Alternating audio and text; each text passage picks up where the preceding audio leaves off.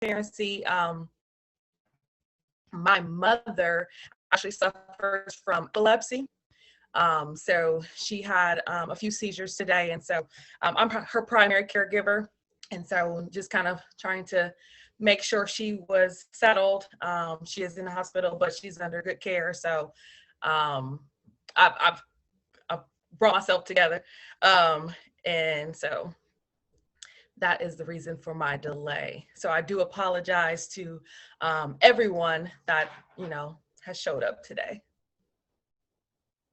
So, and actually I have to keep apologizing. I think I emailed the wrong presentation, but good thing I made it. So I know what it says. So I'll just kind of get right into it. I'll kind of briefly introduce myself if that hasn't already taken place. As you can see, I'm a human being and I deal with life. But so I am by profession a licensed clinical psychologist.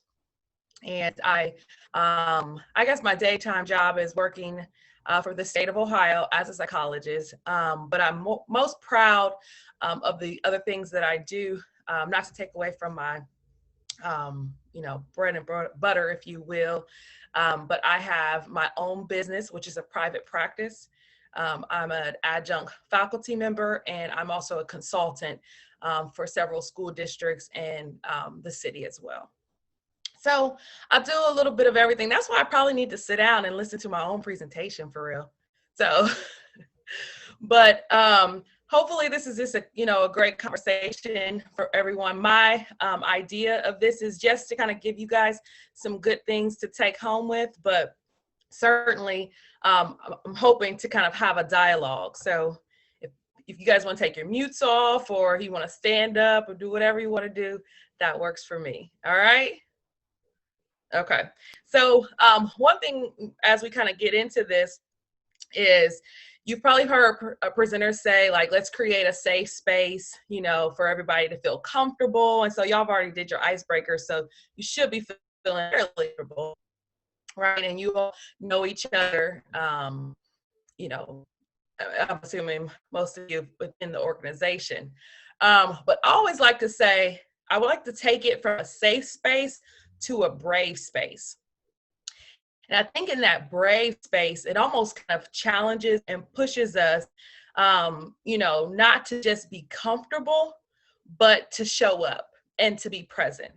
So kind of as we're kind of going along this, dialogue is to try to do some self-reflecting, to be transparent, because I've already opened that door wide open for everybody.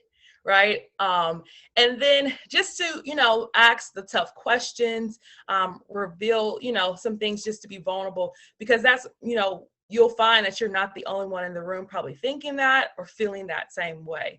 And so it really then can increase the connectivity within everybody. And so I truly believe anything can be solved within relationships and community. So the whole topic of today and why I got this jersey on is because we named it Clutch Time, right? So I think it's fairly universal, even if you're not a big sports person, is if you see people going like this, right? Throwing up them fours. And yes, my Pittsburgh Steelers are 4-0. So whoop, whoop. To all you Browns fans, sorry, this week we got to whoop all y'all. Y'all ain't getting We past almost the beat you. I'm an Eagles fan. What? We almost beat you. We almost had you. Oh, have you heard that Brandy song, Almost Doesn't Count? You should check it out. It's a classic. It is a classic. So, yeah. That was a good one. That was a good one. You got me there. Stay quick on your toes. But, so yeah, it's this idea of fourth quarter. So when we see that, or how do people understand that, more so maybe in the context of the sports world?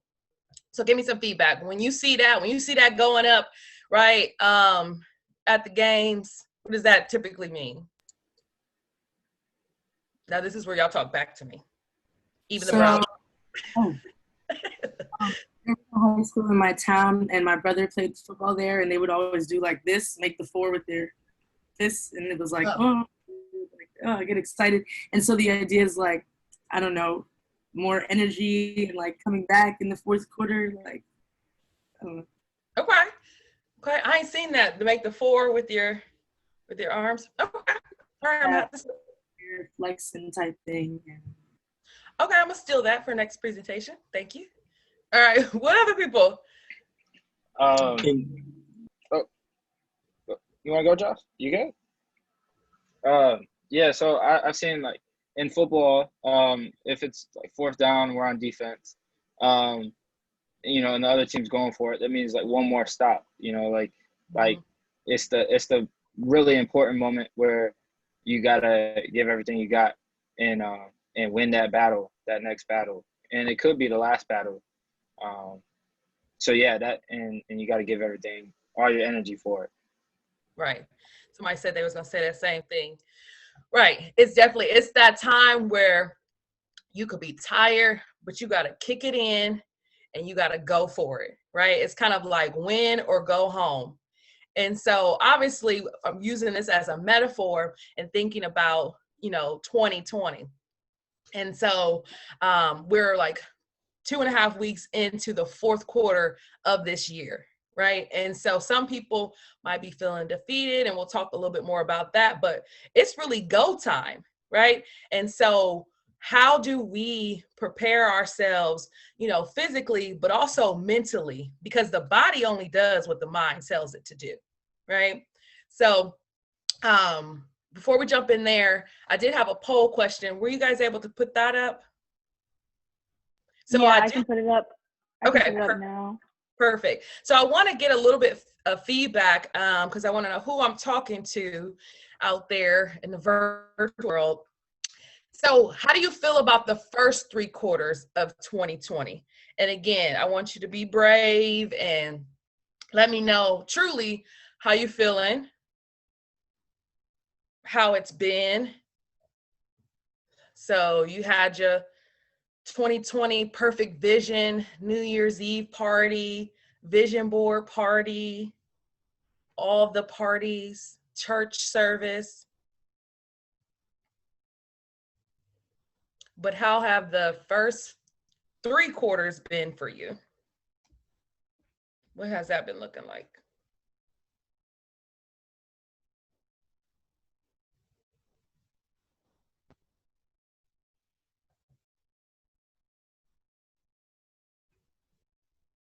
Okay. Did we get most of everybody have a chance to vote? Yeah, it should be showing the results right now. Okay. So it looks like majority, if not all people said it's been challenging, yet I've had some positive self-growth. I'm so glad to hear that. Somebody out there said it's going crazy. Well, I appreciate you saying that. I feel like today's been a little crazy, but we're gonna get through it, right? We're gonna make it. So it's been challenging, right? It has not been a smooth game, right? It's not like the Steelers dominating the Browns, but it's been some hurdles, right? It's been some ups and some downs. But it sounds like people are making a lot of positive strides, which is great. So another question I'm gonna put out there. What were some of those challenges for people? I feel that when quarantine first started, like my mental health just plummeted. Like it was just really hard. But like throughout the quarantine, like I found like positive ways to like cope and stuff, which like kind of went with like that self growth that you mentioned before. So yeah. Okay. So come back to me, Taylor. so talk about, you said the self-growth. What do you mean? Well, I feel like because like I was just alone for so long, like I just really got to really get to know myself and like who I really was. And like plus I feel like with school, like you see certain people every day, so it's like easier to maintain certain friendships and stuff. But like since we couldn't see each other as often, like I started to see like who the real like friends that were in my life were, like who was still checking on me, like who I still wanted to talk to, like who I really felt like benefited my life instead of having to just see everyone every day because I had to. Yeah. So I feel like it was like really beneficial because I was able to finally see like, do I really need this person in my life? Like, are they benefiting me? Like, what can I do to benefit myself? Like, who am I really? Like, what do I value and stuff? Yeah, I appreciate you saying all of that. I've done several kind of presentations or interviews throughout this quarantine, and people are like, are we still in quarantine? I don't know. I guess so, depending on where you go. Don't go down to Florida because they're back to normal. But I kept saying that quarantine really exposed people's mental health, right? It really exposed you all, because a lot of us, right, we're high functioning, right? But there's some underlining things, right, that we were able to mask by going to the bars or working out, pretty excessively, or being involved in these relationships, in all levels, right? But when you had to be forced to be with yourself, and some of those coping skills, whether negative or positive, because coping skills can be, both on the different ends of the spectrum, right? Like drinking may or may not be a positive or, coping skill, right? If you're drinking to excess. But so if some of those things have been stripped from you and you've been forced to kind of look at yourself and deal with yourself on a regular basis, it probably got a little scary for some people, right? And so things like depression and anxiety, sense of self-doubt, all of those things I truly believe have sort of bubbled up for people. But on the other side of it, I also think this time has really allowed people to be honest, right? At least my hope and my goal is that people have been honest with themselves to say, okay, I'm dealing with this, so I need to take it a little bit further in terms of kind of seeking out maybe some professional help, right? What else has 2020 brought some people in terms of challenges? Because I got my laundry list that I could bring up. One of my biggest, so I wasn't here, basically, like I wasn't on campus all last year because I had training to do for like 20 something weeks. So when I came back in the middle of spring semester, like in January, February, yeah. And then COVID hit and then we had to, move out. I was just like, I just got back here, so I had to, be at home and in the house, which I didn't mind it, surprisingly. I really enjoyed that time, but I was planning on visiting family in Jamaica. So that kind of, took a turn and I couldn't do all of that. But like Taylor said, like it kind of shows you who you're kind of close with or oh yeah, I'm Jamaican. Oh, somebody comment in the chat. Oh, take me back. I need to make the money to go, but okay. Yeah. So like Taylor said, it kind of showed you like who value you and who takes the time to, check upon you to see if you're doing okay. And I have a problem in my communication skills are okay, but when I get scatterbrained sometimes, so I may, want to contact this person or keep in touch, but I get so sidetracked. So that time kind of allowed me to, develop more relationships, more genuine relationships with people, not only family members, but also friends. So I kind of really liked it in that sense, Yeah. So that's kind of twofold, and thank you for sharing. And definitely Jamaica was probably the strictest in terms of letting people come in. I went to Mexico maybe like last month. They were like, come on. So Jamaica was like, no. They have you wear like something, or they put like a tracker and they call in and check to see if you're in quarantine. Yeah. So, yeah. Yeah.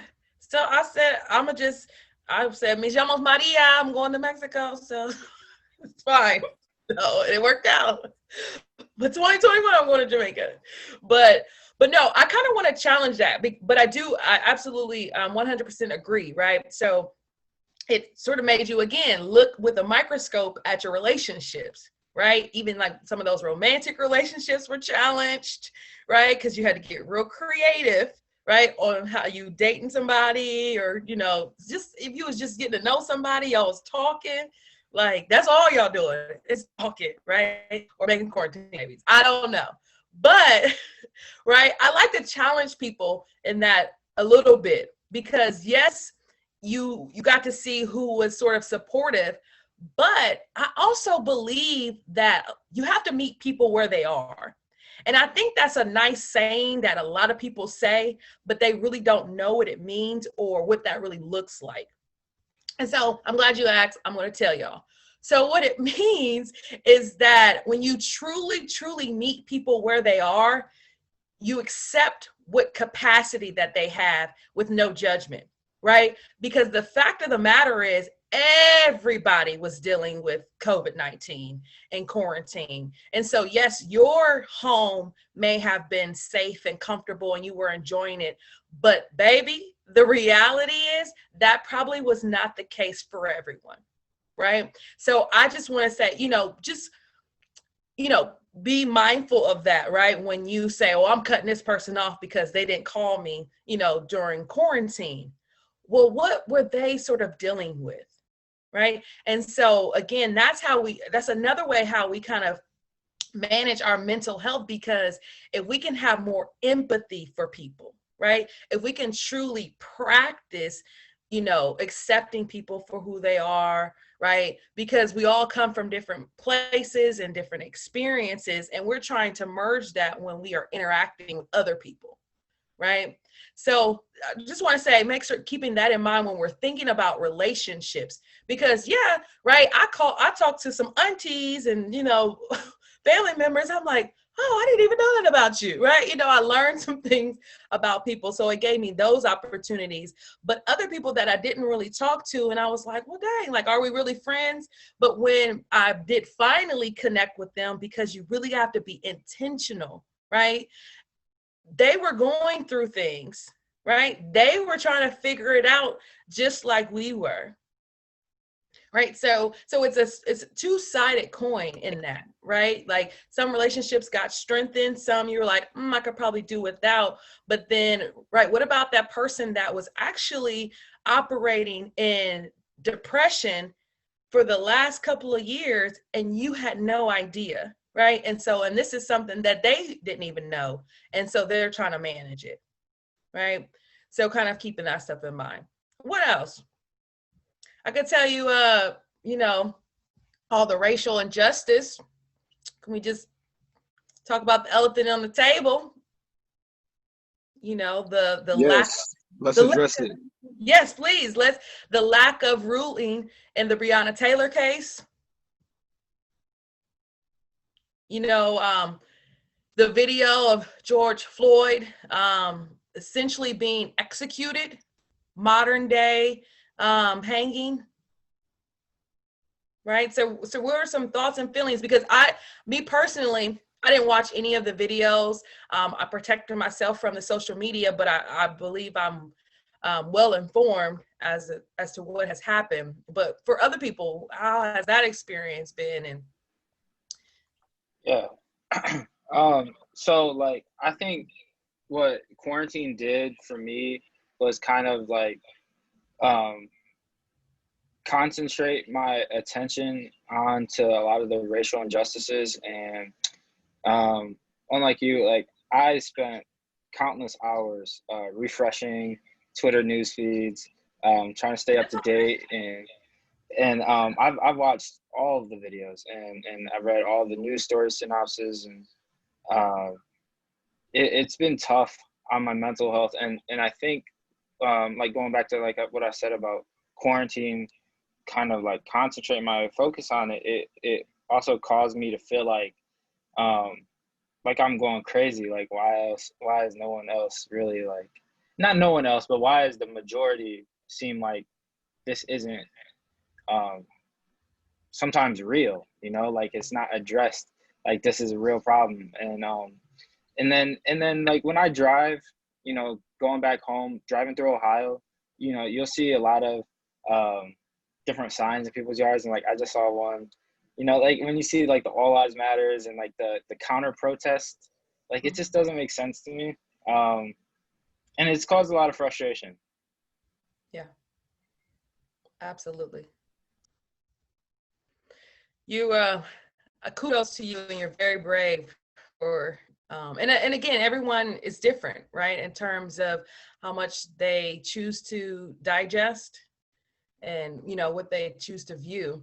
But when a lot of times when I talk to people about self-care, and I think you guys have had a session on that, I always think about the five senses, right? So what are you visually seeing? What are you taking in, you know, auditory, you know, taste, feel, all of those things. We really have to protect ourselves because we're getting millions of stimuli a day, and our brain is, you know, having to kind of filter and process through some of that stuff. So when we kind of get full of some things that can be really negative, then that can sort of alter what's called like our neuron pathways. And so now we're just thinking in one way, typically negative. And so we're like, and so then you find yourself just so bogged down just with those type of messages, right? So we really have to be careful, you know, what we take in. And if you are taking it in, what's your debriefing and process looking like, right? So my question to you would be, you know, you watched all of that, you read all of that, what did you do with it? Me personally, I spent a lot of time talking to my own family. Okay. Like when I'm back home, I live with my two grandparents, and then, you know, actually it's funny. My grandfather is a Black Republican, which uh, it I know leads to they some really, exist. yeah, it really is like I try to, you know, avoid the topics, but it's hard for me. And I also study Soc, which is like we cover a lot of different things in classes. So you know, between like talking to my family, like, you know, I also make sure to really contribute a lot on my discussion posts and like engage with the material. Um, and I find that that's a good outlet for me too. Okay. Perfect. Because you do have to have those outlets. People think, you know, things that kind of you take in, right, or that happen to you, and then especially my Black women and my Black men too, right? We kind of just keep it moving, right? We in the moment and then we move on, right? But it's going to manifest itself in some way, right? So how are you dealing with those things that you're experiencing or being exposed to, especially when they're traumatic, right? Any other kind of things people have been dealing with? Michaela, do you have that link to that video? Yeah, let me pull it up real quick. Okay, so I'll show this video, and I will kind of warn everyone, it is sort of provoking, but I think she uses a nice, her name is Kimberly Jones. Sort of, I think it's entitled like, you know, how can we win? And so I think she does a nice job at just kind of like framing a lot of things that we've been experiencing from, you know, the protests, you know, and all the injustice that we've experienced, you know, in our history. Has anyone viewed it? No, this will be the first time for everybody. Okay.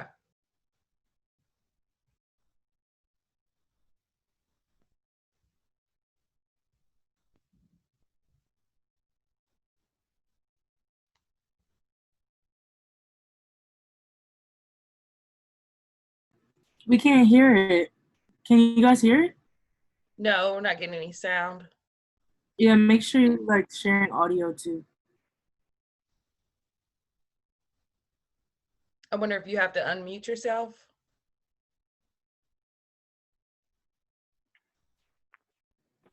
In sharing options. Can you hear it now? Wait.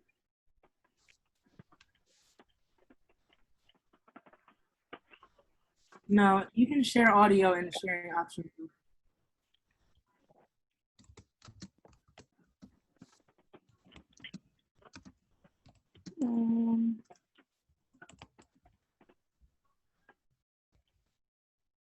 I don't know.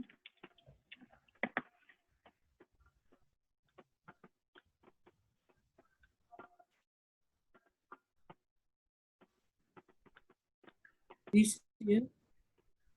You might have to start a new share. What'd you It say? might advance settings or something like that. You said try resharing? Yeah, and then you can select audio, I think. Okay, hold on. Okay, now let me try again.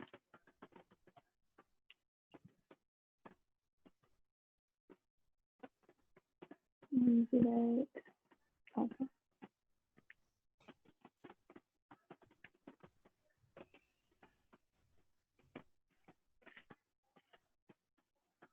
Mm.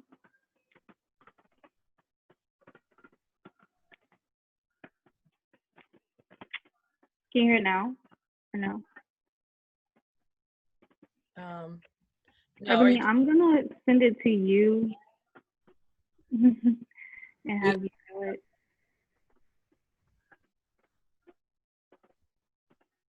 okay. If not, we can keep going as well. Well, whenever you guys kind of get it up and running. So someone said that they've seen it. I think that was Jordan. Yeah, when I saw it on Facebook, and it didn't like have her name and stuff, so I didn't like recognize the name or anything. But like you said, it was really like thought provoking. Like it, to me, it was really powerful, especially just her being a Black woman and stuff. That made me like feel the words that she was saying differently, I think, if someone else were talking. Yeah, and it's almost like poetic in a sense, how she Yeah. was able to frame it. And so I said, yes, I was pretty proud. Yeah. So looks like, You want to watch it? yeah, if we could get it up. Maybe we won't watch the whole thing, but at least a good portion of it. You tell me now. Yep, you can go ahead and play. So I've been seeing a lot of things talking of the people making commentary. Interestingly enough, the ones I've noticed that have been making the commentary are wealthy Black people making the commentary about we should not be rioting, we should not be looting, we should not be tearing up our own communities. And then there's been an argument of the other side of we should be hitting them in the pocket. We should be focusing on the blackout days where we don't spend money. But, you know, I feel like we should do both. And I feel like I support both. And I'll tell you why I support both. I support both because when you have a civil unrest like this, there are three types of people in the streets. There are the protesters, there are the rioters, and there are the looters. The protesters are there because they actually care about what is happening in the community. They want to raise their voices, and they are there strictly to protest. You have the rioters who are angry, who are anarchists, who really just want to shit up, and that's what they're going to do regardless. And then you have the looters. And the looters almost exclusively are just there to do that, to loot. Now, people are like, well, what did you gain? Well, what did you get from looting? I think that as long as we're focusing on the what, we're not focusing on the why, and that's my issue with that. As long as we're focusing on what they're doing, we're not focusing on why they're doing. And some people are like, well, those aren't people who are legitimately angry about what's happening. Those are people who just want to get stuff. Okay, well then, let's go with that. Let's say that's what it is. Let's ask ourselves why in this country in 2020, the financial gap between poor Blacks and the rest of the world is at such a distance that people feel like their only hope and only opportunity to get some of the things that we flaunt and flash in front of them all the time is to walk through a broken glass window and get it. That they are so hopeless that getting that necklace, getting that TV, getting that change, getting that bed, getting that phone, whatever it is that they're gonna get, is that in that moment when the riots happen and if they present an opportunity of looting, that's their only opportunity to get it. We need to be questioning that. Why? Why are people that poor? Why are people that broke? Why are people that food insecure, that clothing insecure, that they feel like their only shot, that they are shooting their shot by walking through a broken glass window to get what they need? And then people want to talk about, well, there's plenty of people who pulled themselves up by their bootstraps and got it on their own. Why can't they do that? Let me explain to you something about economics in America. And I'm so glad that as a child, I got an opportunity to spend time at Push where they taught me this, is that we must never forget that economics was the reason that Black people were brought to this country. We came to do the agricultural work in the South and the textile work in the North. Do you understand that? That's what we came to do.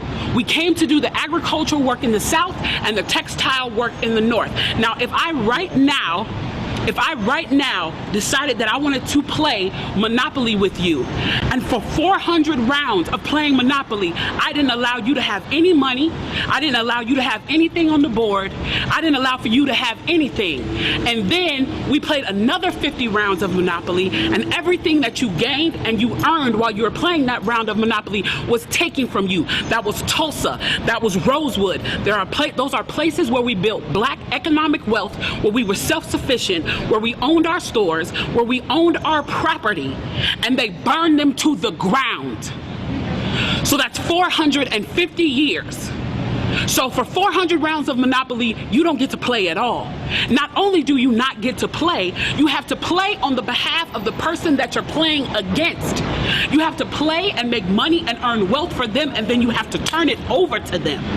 So then for 50 years, you finally get a little bit and you're allowed to play. And every time that they don't like the way that you're playing, or that you're catching up, or that you're doing something to be self-sufficient, they burn your game. They burn your cards. They burn your Monopoly money. And then finally at the release and the onset of that, they allow you to play and they say, okay, now you catch up. Now at this point, the only way you're going to catch up in the game is if the person shares the wealth, correct?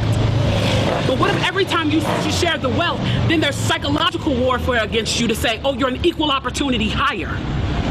So if I played 400 rounds of Monopoly with you and I had to play and give you every dime that I made, and then for 50 years, every time that I played, if you didn't like what I did, you got to burn it like they did in Tulsa and like they did in Rosewood, how can you win? How can you win?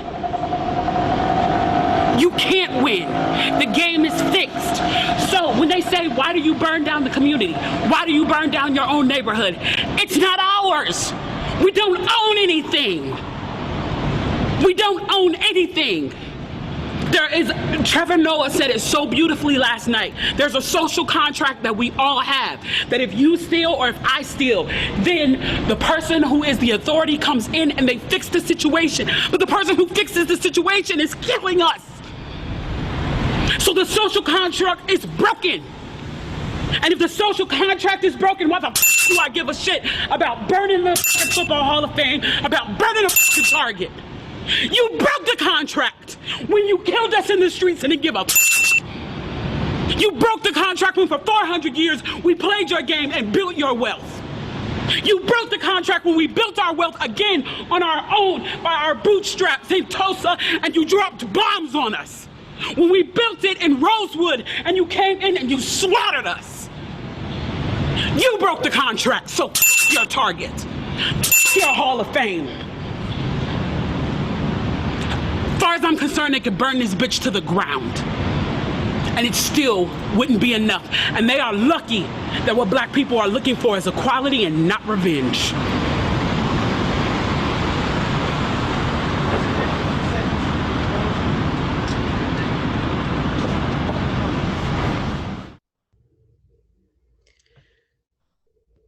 Reactions, comments, emojis, anything.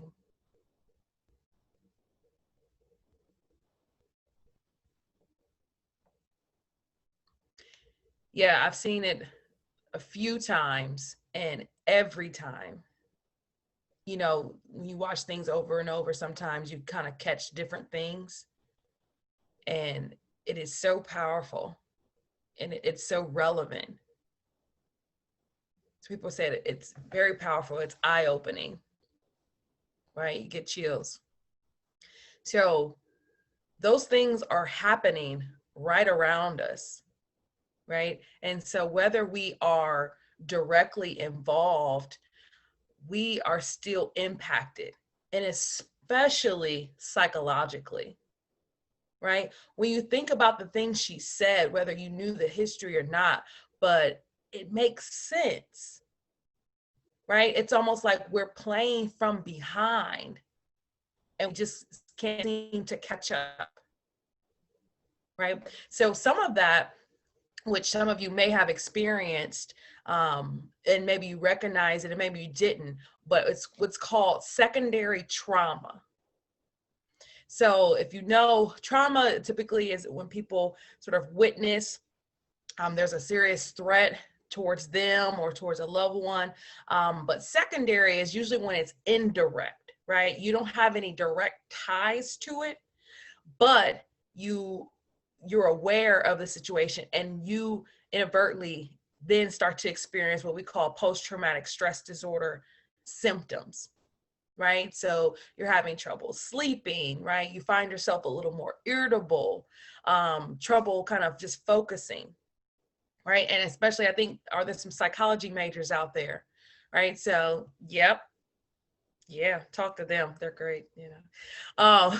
But when you're in this helping profession, right, we a lot of times will experience that secondary trauma, or also kind of known as vicarious trauma, right? So people ask me all the time, like, how do you work with people who have experienced so much trauma? Like, how do you, you know, separate it from, you know, work and home?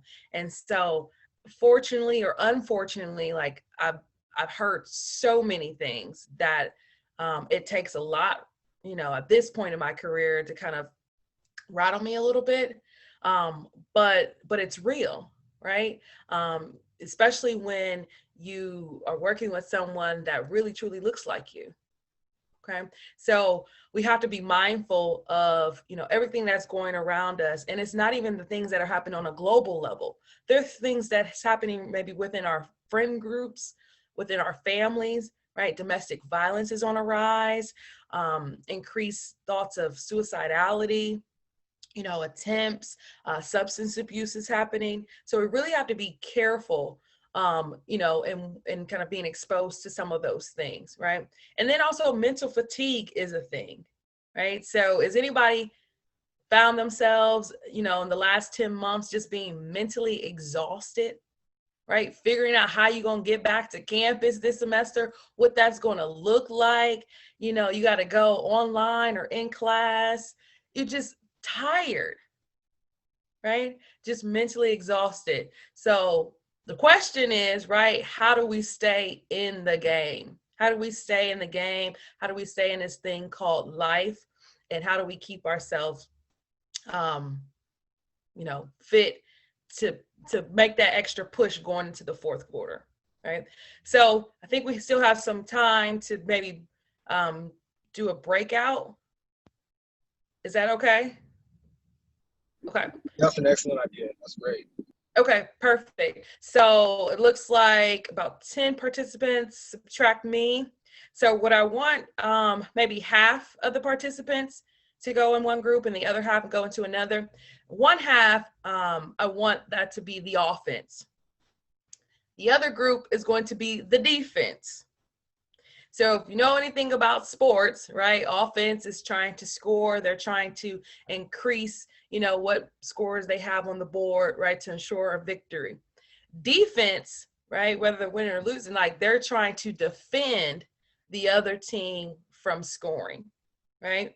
So how we're going to flip it is for those of you in the offense small group, you're going to talk about ways to kind of increase your mental capacity to be successful in these next, I guess, 2.5 months, right? And transitioning into the new year.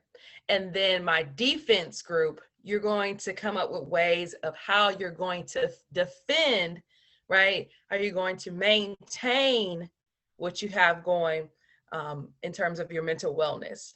Okay, so how are you going to protect yourself? Voting day is coming, right? So if we want to maybe use that example when you're thinking about your offense and your defense strategies, right? So I'm hoping for certain results, right? But we don't know what that might look like. So how are you going to kind of defend or, push forward with some of these things that we still have left, right? And holidays are coming up. And so for some of you, myself included, have some family members that won't be at the table this holiday, right? So how am I kind of going to manage that? So if you guys want to figure out how to get them into groups and take maybe about 5 minutes or so. Does that work? Yes, ma'am, that works. Okay, perfect. You guys are amazing.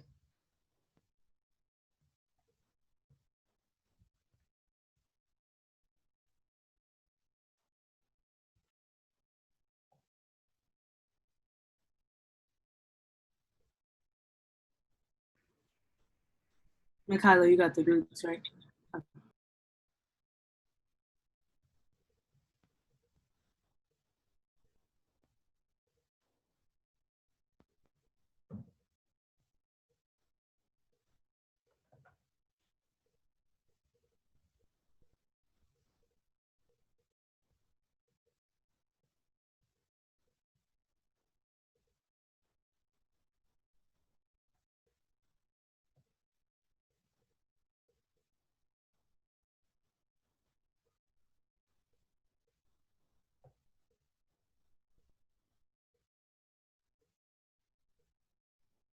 Oh, no, it's okay.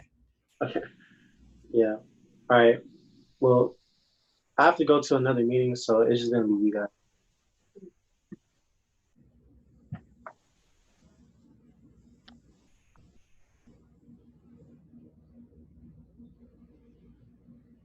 Hello. Hey, All right, everybody. Is this everyone? Are we waiting on I someone? believe so because Keaton just left. Oh, okay. Because it's only 3 of us, so I was thinking we have 2 more people yet to join. Yeah, so Dr. Maria is obviously not going to join the group probably. And it had 9 people split up. So then I don't So it's really 3 and know how it did 6. it. Yeah. And if one person left, that makes 3 and 5. All right, Yeah, I that's think all right. it was originally supposed to be 4 and 5, but Dr. Maria Houston wasn't joining, so then I think that's when it became 3 and 5. So then it didn't assign me, so I just came to this one. All right, that makes sense. So what are some things that we can do to protect our mental capacity? We're still engaging in widespread social justice. We're still fighting the fight, so to speak. But we also want to be careful not to allow the trauma that we witness and experience to cause us to develop those post-traumatic stress symptoms. I think it's very key that we don't try and take on the burdens of the world as our own, but at the same time, especially as Black women and Black men, we know that this struggle is ours. It's ours to carry, but we're not the savior of the world. So it's not necessarily that we're finding a balance, but we're trying to find out how to be 100% engaged and 100% healthy. It's not a 50-50, it's a 100-100. So what are some things that we can do to protect our mental health and our mental capacity?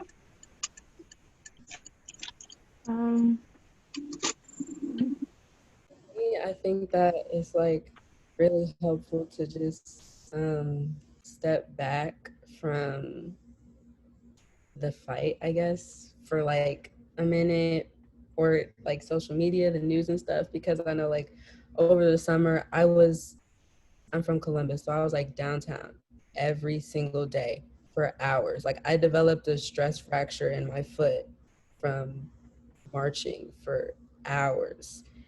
So, and I still went down there in my boots and just kept going. And then I had to realize, like, okay, I'm mentally like gone at this point. Like, I need to take a step back. So I think that we feel like, kind of like Josh was saying, like, we feel like we have to carry this weight all the time and fight the good fight all the time. So I think we need to realize that it's okay to take a step back every whenever you want. I was gonna say every once in a while, but just like whenever you feel like you need to. And even if you feel like not everybody feels comfortable like getting pepper sprayed in the face every day. So it's okay if you're not out there protesting. Like, it's okay to fight in your own way. Mm-hmm. Yeah, I agree with what both of you said. I think it's just really paying attention to yourself above all things. Yes, we all, are for it. We all want to fight the battle, but we also have to fight our own battle as well. So, like you both said, it's just taking that break, taking that breather to adhere to you and what is going to work for you. And then when you feel like you're at that full capacity again, you can go back and give your all whenever you're ready. Yeah. Like, I was right before this meeting, I was on the phone with my dad, and he was telling me, he always says, like, you can't keep pouring into other people's cups when yours is empty. And you got to realize when our cup is empty. Because we all want to, we all want to put everything on ourselves. We all want to be that person that, can be able to pour into someone's cup, even if ours is empty. We're steady trying to pour and just keep pouring. And we don't realize that we're in a drought ourselves and we need that time to recharge and re-up and refill. Exactly, Makayla. And I think to Jordan's point, we have this misconception that pouring into other people's cups while ours is empty is being an adult. Like, that's what makes us mature, as if the mark of our maturity and our adulthood is our emptiness, is our brokenness, is our fatigue. Are you tired? Are you worn out? Have you been on the grind all day? Well, welcome to adulthood. No, you can be grown, you can be mature and healthy. In fact, the adult decision to make is the choice to retreat, because retreating doesn't mean you're running away from the problems. Rather, it means that you are taking care of yourself, pouring into yourself, because you know you need to take care of yourself in order to take care of others. You can't give people what you don't have. You can't try to pretend to be what you're not. You want to be a fountain, not a well, not a drain. So choosing to abstain from engaging in social media, choosing not to get on Instagram, choosing not to comment, choosing not to go through all those messages in GroupMe is not a coward move. It's actually a very brave move, because you're making the choice to discipline yourself even when it's unpopular. So you have to be willing sometimes to step back, because the fight doesn't leave. You're not pretending to live in this utopia in which racism doesn't exist just because you didn't make a post about it on your Instagram story. Because when you're recharging, you're still black. When you're recharging, you're still human. When you're recharging, you still care. But you also need to remind yourself that injustice is not all there is. There are so many successful people, and not just fellow brothers and sisters, but there are so many white people that actually are using this time to educate themselves. I went to a predominantly white high school, and I had people call me, people that I haven't talked to since I graduated, call me, not just to say, I'm sorry that George Floyd died, as if he's some distant relative, but to say, what is it like? Like, how do you feel? I want to understand that. You called me just to listen. So I had to remind myself that even though there's so much agony around me, there's a lot of good going on too. And you have to remind yourself of that to stay grounded. And that's actually the adult thing to do, not the childish thing to I had a similar experience with like some white people like that I went to high school with reaching out to me, because like in high school I didn't have very many like white friends. I had one, and she definitely reached out to me, and I even had like white teachers that I'm like friends with on Facebook, and like my old cheerleading coach like texted me. Like we had multiple Black girls on our team, and she reached out to all of us separately and texted us, checking on us, and I just thought that that was like, it was really powerful to me that she did that, because I felt like being on her team during high school, it was just kind of like she was very ignorant to things that were going on like outside of our little high school bubble. So to see that she's grown since, I've only been out of high school for like 2 years, to see how much she's grown in just those past 2 years, it was really nice. And just talking to her and actually telling her how I felt, and seeing that like a shift in the way that she like communicated with me and stuff. I thought that was nice.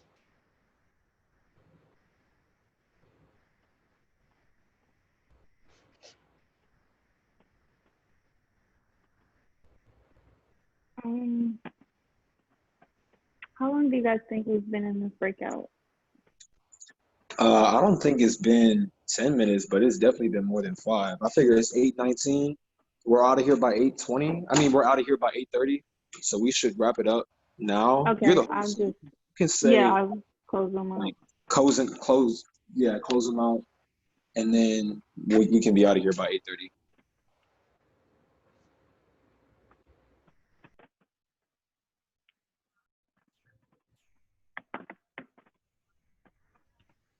I should play that song. Welcome back, welcome back. But I won't. All right. So which group are you guys? Coming back. Okay. We were defense. All right. Defense is my favorite.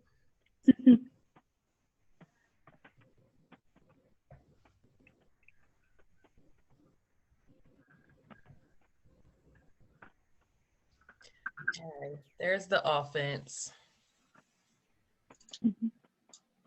All right. Flip the coin. Who gets to kick off first?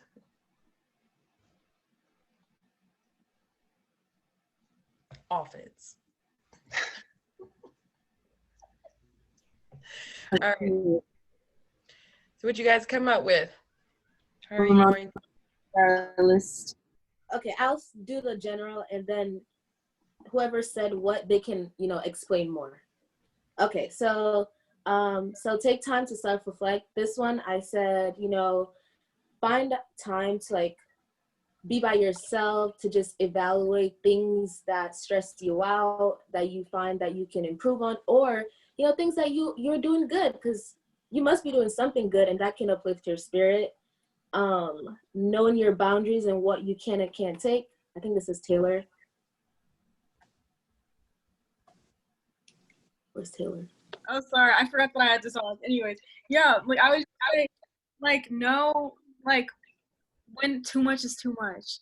Like you need to know like your own boundaries, and need to recognize like, okay, if this is too much for me to handle right now, then that's okay. Like I'd rather like not go through with whatever is too much than for me to go through and do it or experience it and feel terrible. Mm-hmm. Okay, and next we said learn new things to increase your mental fortitude. This was Julian. Yeah, just making sure like we're proactive in our mental health, to like sort of take an offensive approach to that. Just make sure like we go find out who we can contact in times of like distress, and keep learning new practices on a daily, weekly, monthly basis to kind of you know, increase like how much emotional stress we can handle. Yep. Okay. Engaging. Yeah, that was a good one. Engaging in self-care and self-soothing activities. And this is Ebony. So the first, one of our first meetings that we had, we talked about the differences between like self-care and self-soothing activities and techniques. And so like those self-soothing things are the more like immediate things that you like to do to just uplift your spirit in the moment. Things like dancing for me or listening to a good song. And then there are the self-care techniques, which are the more reflective techniques that are gonna improve your wellness and like more long term. So like journaling, whether it's taking time with someone and like venting, that can also be self-care, and then just other things like that. So yeah, but both of them are beneficial for wellness and are important and act as like offensive things.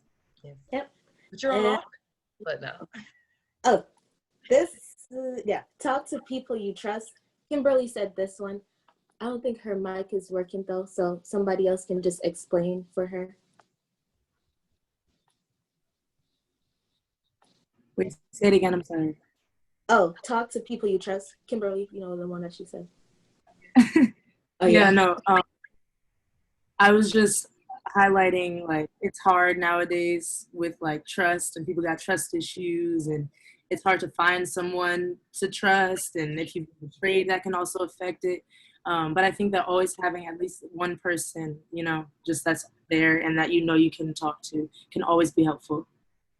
Yep. And then our last one is learning from past experiences. It's like a lot of people talked about this one, but Taylor kind of initiated, so I'll just let her explain. Yeah, I'd say that like if you have like a previous stress or like event that like caused you emotional distress, to like look back and reflect on it and be like, okay, what did I learn from this event? Like what caused me to feel this way? Like how can I like do positive coping skills to like make it so that I don't feel this way if this event does happen again in the future. Just I feel like it's a good way to get to know yourself too, because you start to realize like, okay, what does and doesn't work for me, like what causes me to get upset and what doesn't. Yeah. Excellent. Is that all the points for the offense? Yes, that were just some of our ways to increase mental capacity. Yeah. Oh no, they like y'all trying to take it home.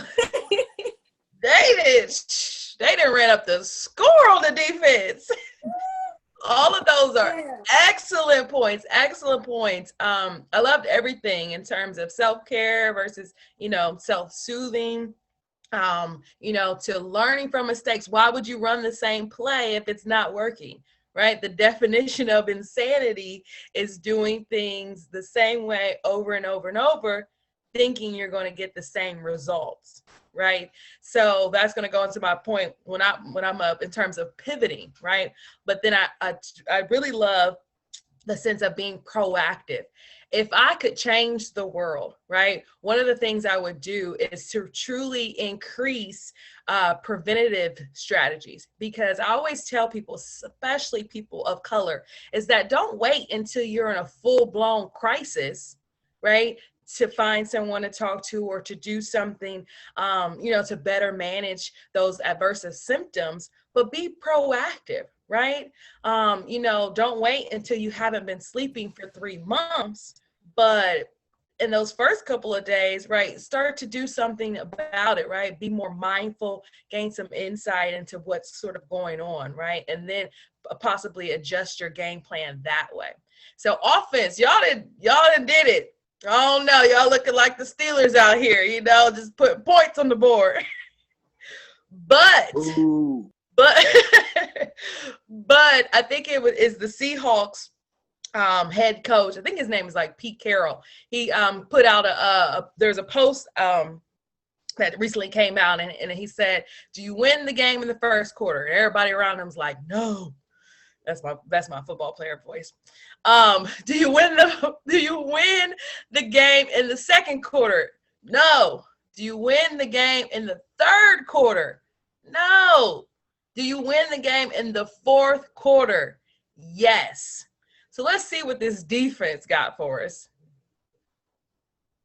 Okay, so we did not make a list. We just kind of That's threw fine. stuff out there.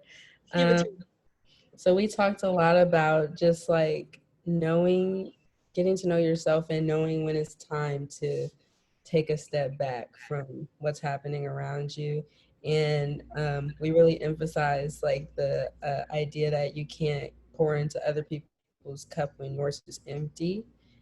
So taking that time to refill your own cup. And Josh made a point saying we shouldn't be a well or a drain. We should be a fountain. And yeah, I'm trying to remember everything. Um, yeah, we had a really good conversation I believe it.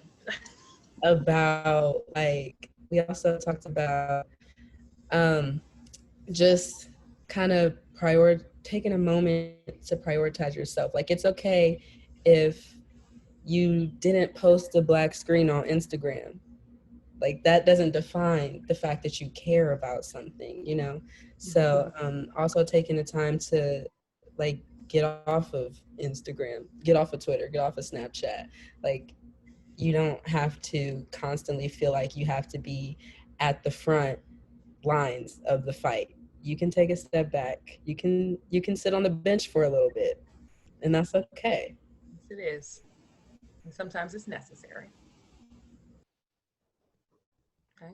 And we also just made it a point to, you know, realize the importance that the world's problem isn't always our personal problem. Yes, we are for it. Yes, we want to fight the battle as well, but we also have to fight our own battles and figure out ways to, you know, refill and recharge so that we can be that fountain. Yep. Excellent.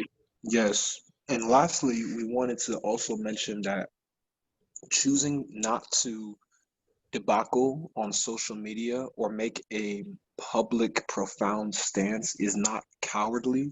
It is not retreating. It is not the childish thing to do.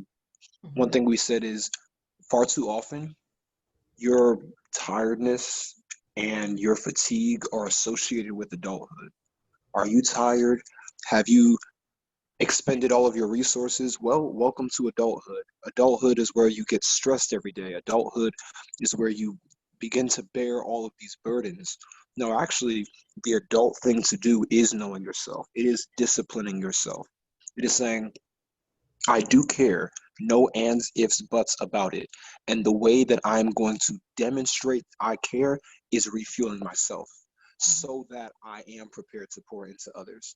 So just because you didn't hear my voice as loudly as it possibly could be today does not mean I don't care. It actually means that I do care.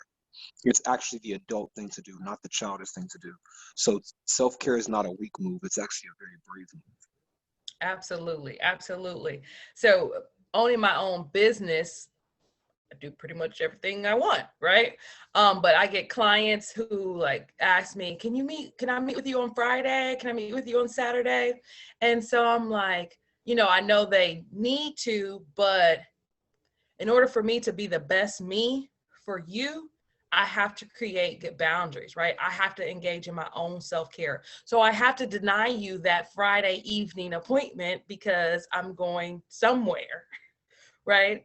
And so that's so important that we are taking care of ourselves, because the most important self is us. So defense, y'all did well. You did well. We'll just leave it as a tie. How about that? Okay. So my last thing, so I'm really visual, and I do apologize. I'm going to send out the correct PowerPoint, so you guys can kind of have it later and kind of chew on it. And then I'll also leave my contact information if you have any questions. But I came up with an acronym, and so a lot of what you guys already talked about is sort of included in it.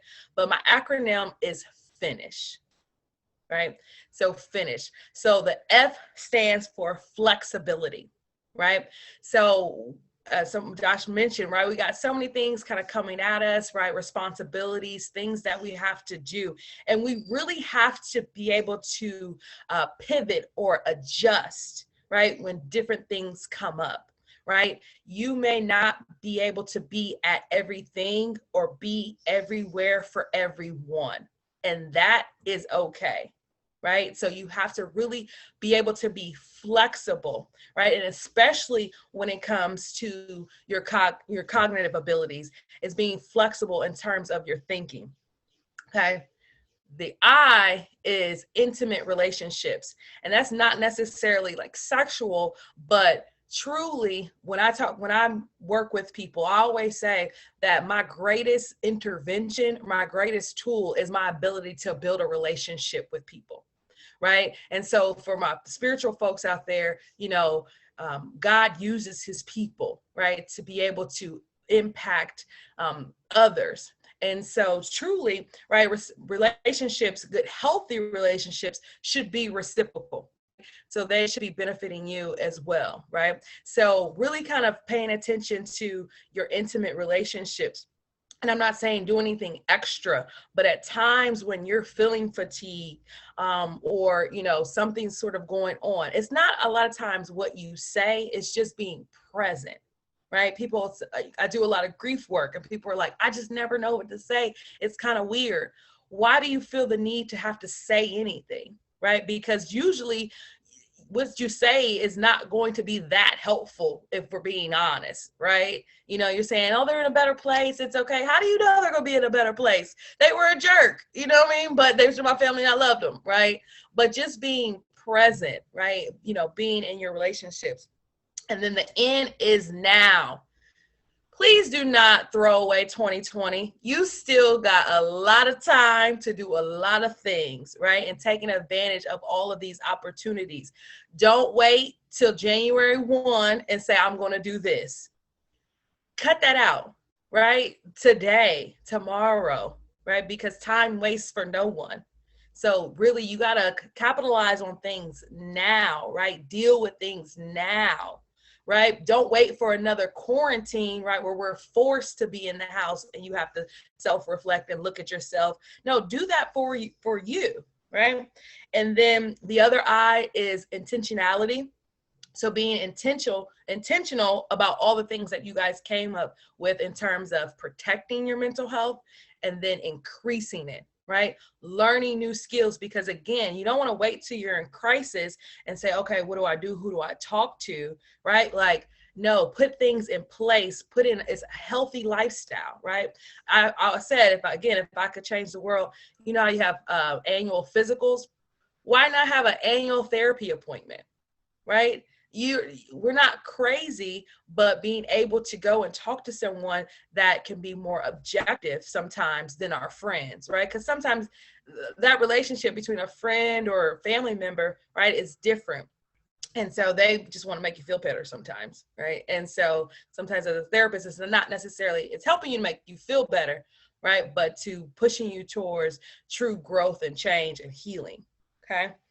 And then the S, I don't have to think about it. The S is for safety and being safe within your own space to be around you and doing what you need in your own space. Okay. And so whether that's, being well informed or not, you have to kind of make that choice for yourself. And then last but not least is H, which is for healthy habits. We have to kind of keep ourselves fit for all of these fights, right? And we have to keep our mind mentally fit. And so being mindful of what you're putting in your body. I had a professor, I'll tell you this quick story. And I had this young girl I was working with, and she was just so kind of irritable, and just there was a lot of things going on emotionally. And we really couldn't kind of figure it out. Different interventions weren't working. And then when we really took this holistic approach, and asking about her nutrition, and we found out like she was like never drinking water. She was not having a bowel movement. Right. So all of these things kind of play into just our ability to function well. Okay. So finish strong, right? Get that second wind, because the fourth quarter is here And I believe each and every one of you are going to be successful because you have the tools to do so.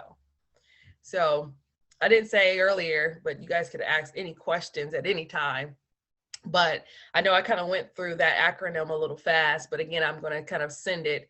But does anyone have any questions, comments, flags on a play?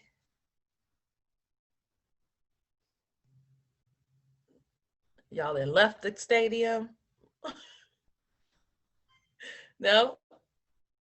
I think it's absorbing everything and like hearing everyone's reflections, but it's all positive and like I'm grateful and I appreciate everything that you said. Thank you so much, Ebony. I appreciate that. So I do appreciate each and every one of you, and I do sincerely apologize. You know, this is not my style to be late.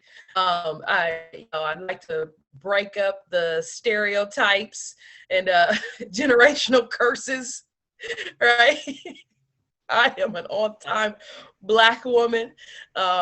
I pride myself on that. Again, I apologize for being, but I sincerely want to thank each and every one of you, but especially Michaela and Tim for just inviting me to be here. I grew up on Fairwood and Livingston, so if you're from the Columbus area, you know that's the hood. I'm a product of Columbus City Schools. Yes, ma'am. Yes, ma'am. Yes, Eastmore all day. And so I don't take, yes, girl, yup. I don't take these opportunities for granted, or, I don't take them lightly.